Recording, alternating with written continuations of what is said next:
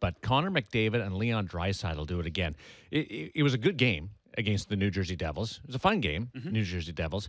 But the overtime with the two coaches having Heischer and McDavid, those two out against each other. And Heischer and Hall versus McDavid and Draisaitl was... Yeah, but what about Heischer getting caught out there for 3 minutes? Yeah, what? Yeah, couldn't get off the ice. Well, he had the puck for the first minute. He was unbelievable. And then he was defending.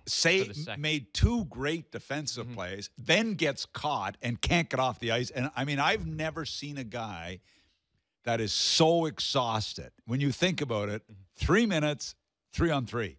I've never seen it. Like, he was bent over in the play. It was that for the kid. It was that play that Edmonton had going where McDavid would loop through his own blue line and then pick it up and have a boatload of speed going up the right side, and it was gone. But have you ever seen a guy that's going with that speed, has a defenseman beat, and is 99.9% of the guys are driving the net, and he stops up?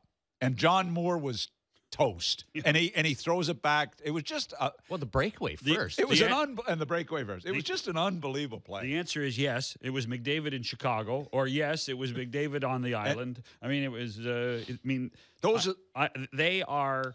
I mean, they are so entertaining in overtime when you get so much ice, and McDavid takes advantage of his speed. It looked unfair. Amazing. It really did. It did. And Draisaitl and him. Now you've got Draisaitl using the back pass. You got McDavid using the back pass. Now he throws in the stop up. You can't defend Maybe it. Most importantly is the Edmonton Oilers win consecutive games for the first time all year. That was part of last night's action. It was a wild. good night for hockey. It was. It was fun. There was some great plays. The Montreal-Minnesota game was fun. There was a disputed goal at the end, which I thought was the right call and goalie interference. Claude Julien didn't. No, he didn't. But you know what? His player was in the crease. And what about was Claude's in comment? 50-50. 50-50 as to how these calls are going. We don't know how they're going. One referee's. Well, I don't think that was a 50-50 call. By the way, Darren, before we finish talking about the Oilers, they have just recalled Jesse Puljujarvi from Bakersfield. Expected that to happen, I think, this week. I did, particularly after they made the decision on Yamamoto. Yeah.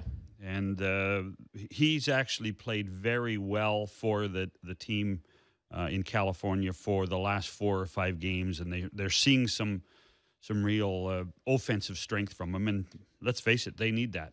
So that especially from him. Oh, correct. With the way the other guys in that particular draft have played, including the guy in Columbus. Yeah, you're right. You're absolutely right. And so that's tomorrow afternoon at Madison Square Garden, where the Oilers continue this road trip, and then they play in Washington on Sunday.